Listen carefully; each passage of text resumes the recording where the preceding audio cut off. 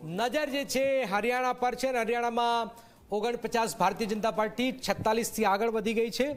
જે કોંગ્રેસને સપને પણ રાત સુધી આવ્યું જ નહીં, અત્યાર સુધી નહીં આવ્યું, પણ હકીકત આ જ છે કે ભારતીય જનતા પાર્ટી ત્રીજી વાર સતત હેટ્રિક મારી રહી છે। હરિયાણાની અંદર કોંગ્રેસ 35 બેઠકો પર આગળ ચાલી, બંને પોતાનું પરફોર્મન્સ સુધાર્યું છે। ભારતીય જનતા પાર્ટી 40 થી 49 પર પહોંચી છે, કોંગ્રેસ 31 થી 35 પર પહોંચ્યું છે।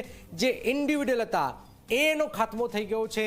એ જેજેપી હોય કે આઈએનએલડી હોય કે અપક્ષ હોય, જે એક સમયે હરિયાણામાં એક હતું શાસન, 20-20, 25-25 સીટો આવતી હતી, એ સિંગલ ડિજિટમાં જઈ રહ્યા છે। આ સૌથી મહત્વપૂર્ણ છે। અમારી સાથે નિધિ પણ જોડાઈ ગયા છે। નિધિ, જે આપણે ઘટનાક્રમ જોઈ રહ્યા છે, શું ન્યૂઝ રૂમનો માહોલ છે?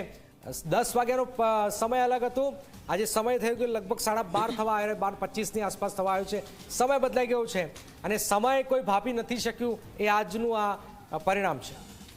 બિલકુલ, સમય કોઈ ભાપી નથી શકતું, એવી રીતે મતદાતાઓને પણ કોઈ ભાપી નથી શકતું, તેમના મનમાં શું ચાલે છે તે કોઈ કરી નથી શકતું। જ્યારે મતનો જે પટારો છે તે ખુલે છે ત્યારે ખબર પડે છે કે આખરે કયા મુદ્દા સાથે મતદારે વોટ કર્યો છે। અને આ વખતે પણ કંઈક એ જ પ્રકારની પરિસ્થિતિ છે, કેમ કે એક્ઝિટ પોલ સામે આવ્યા, દાવાઓ તમામ પક્ષો દ્વારા કરવામાં આવ્યા, પણ આખરે કોણ જીતી રહ્યું છે, કોણ હારી રહ્યું છે, એ હવે આંકડા બતાવી રહ્યા છે।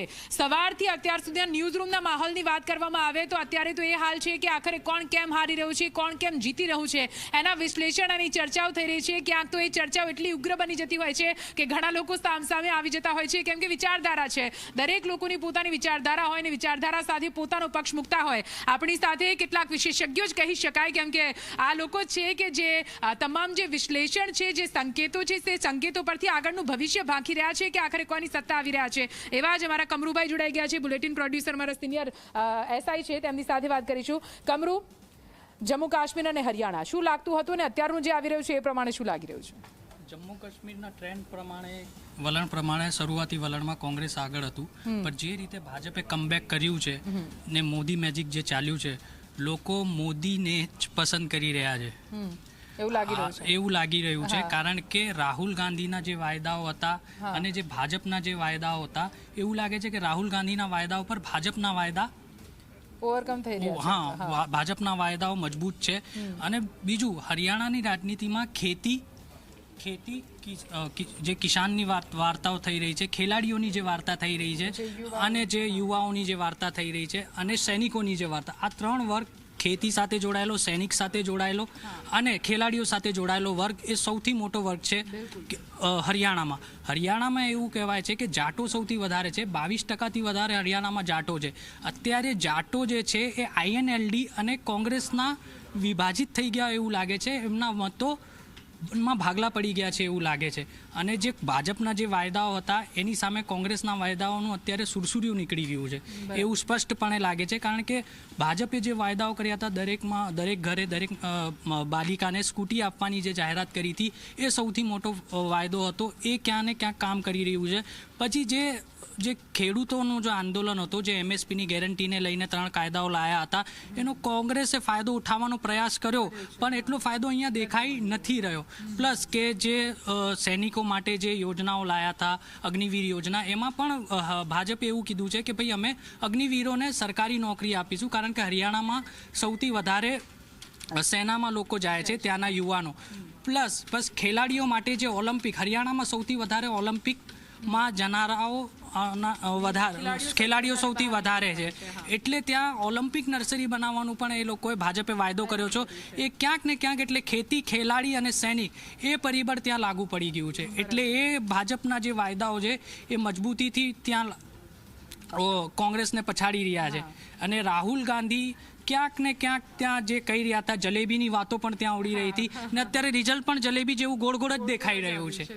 અને 2019માં પણ જાટોના વોટો વિભાજિત થયા હતા, એટલે અને અત્યારે પણ 2024ની વાત કરો તો જાટોના વોટોમાં વિભાજન થઈ ગયું છે, એટલે એ દેખાઈ રહ્યું છે। અને 2019માં પણ તમે જુઓ તો ભાજપ 40 બેઠકો લાવી હતી જાટોના વોટના વિભાજનના કારણે, અને અત્યારે પણ જે કેજરીવાલ ફેક્ટર પણ સૌથી મોટો ત્યાં નડી રહ્યો છે, કારણ કે કોંગ્રેસના મતબેંકમાં જે સેંધ મારી એ સૌથી મોટી આમ આદમી પાર્ટીએ સેંધ મારી। અરવિંદ કેજરીવાલ કહેતા હતા કે હું કિંગ મેકર બનીશ, પર એ કિંગ મેકર તો સાબિત નથી થઈ રહ્યા, પણ કોંગ્રેસ માટે ઘણું બધું બગાડી ગયા છે. બિલકુલ, એટલે અહીંયા આમ આદમી પાર્ટીને પણ આપણે ના ભૂલી શકીએ, કેમ કે હરિયાણામાં જે રીતે એણે પોતાનો પગ મૂક્યો હતો, પણ હરિયાણામાં આમ આદમી પાર્ટીનું પ્રવેશવું એ હાલ તો પરિણામ પ્રમાણે કોંગ્રેસ માટે એક મોટી વાત સામે આવી રહી છે. ફાલ્ગુની પણ આપણી સાથે જોડાયેલા છે. ફાલ્ગુની, જે પ્રકારે આપણે જમ્મુ કાશ્મીરની વાત કરવી છે, હવે જમ્મુ કાશ્મીરમાં આ વખતે લાગતું હતું કે શું થઈ શકે છે.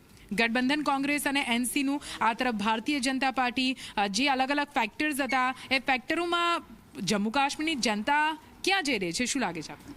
નિધિ, સવારથી જમ્મુ કાશ્મીરના પરિણામો પર નજર કરીએ તો ક્યાંક ને ક્યાંક એનસી પ્લસ જે ગઠબંધન છે એ આપણને શરૂઆતથી આગળ લાગી રહ્યું છે. હવે આની પાછળ ઘણા બધા ફેક્ટર જવાબદાર ગણી શકાય. સૌથી મોટું ફેક્ટર જે કલમ 370ની હંમેશાથી વાત આવી છે એ ફેક્ટર પર ગણી શકાય. આ મામલે પણ ઘણા વાયદાઓ કરવામાં આવ્યા હતા. યુવાનોને નોકરીનો વાયદો કરવામાં આવ્યો હતો. સાથે જનતાને એવું કહેવામાં આવ્યું હતું કે તમને એક શાંત અને સરળ જીવન આપવામાં આવશે. તો કદાચ માની શકીએ કે ઘાટીના લોકોને આ જ વાયદાઓ ગમી રહ્યા છે અને એ લોકો એક પોતાનો સ્પષ્ટ જનાદેશ બહુ જ વર્ષો પછી આપવા તરફ આગળ વધી રહ્યા છે. હાલ કદાચ કહેવું થોડું વહેલું હશે, પણ જમ્મુ કાશ્મીર મને લાગે છે ત્યાં સુધી એક સ્પષ્ટ જનાદેશ તરફ આગળ વધી રહ્યું છે. બિલકુલ, એટલે સ્પષ્ટપણે જ્યારે જનક આપણે વાત કરતા હોઈએ જમીની મુદ્દા વિશે, ત્યાં શું વાત હોય, યુવાઓને રોજગારી જોઈતી હોય, એમને શિક્ષણ જોઈતું હોય, આરોગ્ય સારું હોવું જોઈએ. જમ્મુ કાશ્મીરની વાત કરીએ તો એ લોકોને શાંતિ જોઈએ છે, કેમ કે જે પરિસ્થિતિમાં અત્યાર સુધી તેઓ રહ્યા છે એ પછી એમને શાંતિ એક મોટો મુદ્દો લાગી રહ્યો છે. તો આ તમામ મુદ્દાઓ સાથે જે પક્ષ આગળ વધશે અને જે વાયદાઓ કરશે, સ્વાભાવિક છે એ તરફ જ તેમનું જે ઝોંક છે, તેમનું જે દારોમદાર છે તે દેખાશે ને કદાચ એ પ્રકારના પરિણામો પણ સામે આવતા હાલ તો લાગી રહ્યા છે. બિલકુલ બિલકુલ નિધિ, આપણી પાસે આવીએ છીએ. હાલમાં જે ટેલી